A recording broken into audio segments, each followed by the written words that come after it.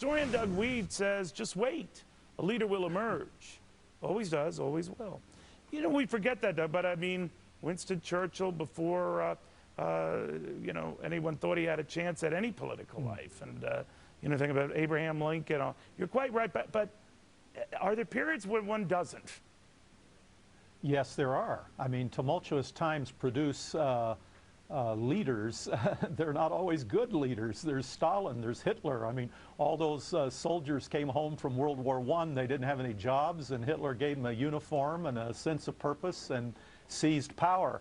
So whenever there's economic downturns this severe, and this may be the second greatest in history, there is always political upheaval. And so that's interesting. So you're saying sometimes it's bad. Either someone good or bad could emerge. But on the good side, I mean, sometimes are the good or the out of the blue possibilities there? I mean, very few people saw maybe as recently as 1859 that Abraham Lincoln would emerge, despite his great debate performance earlier as a presidential candidate. Very few, I would imagine, envision Ronald Reagan emerging as a sort of a savior, or FDR. In 1932. But are there those who are already among the candidates running, let's say, who could fit that bill?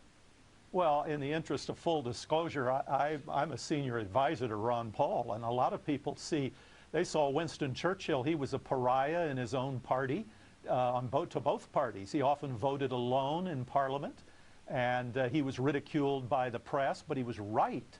And if your viewers Google September 10th, 2003, Ron Paul, they will see him before the House Financial Services Committee predicting the housing bubble, describing the morality of millions of homeowners losing the value of their homes, of the mortgage lending crisis. All of this was seen in advance. And so how important is that aspect then, the fact that you had to have presciently seen a lot of what's going on? Because then the next command is, all right, well, great, you could see into the future and predict a lot of this, touche.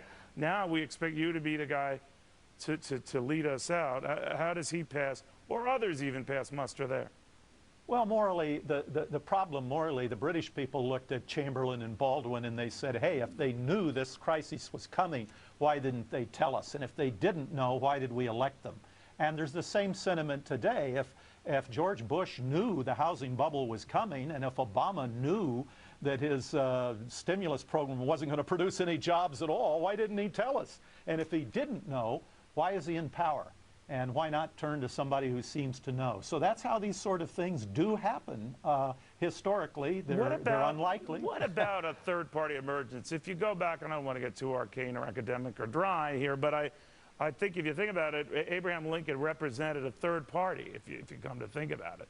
Is there a third party that could emerge here with Tea Partiers maybe playing that role, an adjunct of that? Could this become like Italy and we have a bunch of parties? What do you see happening? I don't think that's going to happen. Ron Paul is committed that it won't happen, but it could have. Ross Perot had a chance.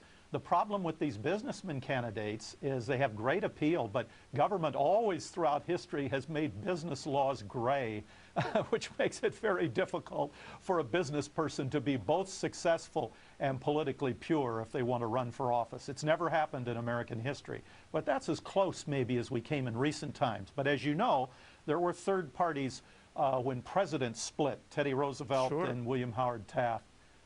But I don't see it happening right now. That allowed a fellow named Woodrow Wilson to get in. So we'll watch closely. But Doug, thank you very much. Doug.